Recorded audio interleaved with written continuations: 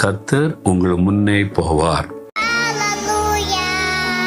கர்த்தரை நம்பி இருக்கிறவனோ தேசத்தை சுதந்தரித்து என் பரிசுத்த பர்வதத்திலே காணியாட்சிக்காரனாயிருப்பான். நாங்கள் எங்கள் வாழ்நாளெல்லாம் களி கூர்ந்து மகிழும்படி காலையிலே எங்களை உமது கிருபையால் திருப்தியாக்கும். பெந்தைகோஸ்தே என்னும் நாள் வந்தபோது அவர்கள் எல்லாரும் ஒருமனப்பட்டு ஓரிடத்திற்கு வந்திருந்தார்கள்.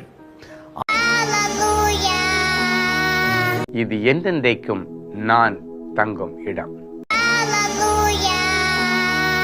அவர் உங்கள் எல்லாரையும் உங்கள் பொல்லாங்குகளிலிருந்து விலக்கி உங்களை ஆசீர்வதிக்கும்படி தேவன் தம்முடைய பிள்ளையாகிய இயேசுவை எழுப்பி முதலாவது உங்களிடத்திற்கே அவரை அனுப்பினார் என்றார். சூரியன் அஸ்தமிக்கும் போது ஆபிராமுக்கு அயர்ந்த நித்திரை வந்தது. திகிலும் காரிருளும் அவனை மூடிக்கொண்டது.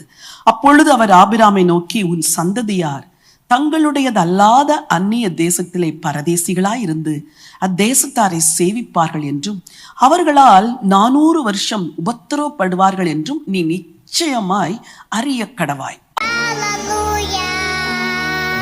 குறித்த காலத்திற்கு தரிசனம் இன்னும் வைக்கப்பட்டிருக்கிறது. முடிவிலே அது விளங்கும். அது பொய் சொல்லாது. அது தாமதித்தாலும் அதற்கு காத்திரு. நிச்சயமாய் அது வரும். அது தாமதிப்பது இல்லை.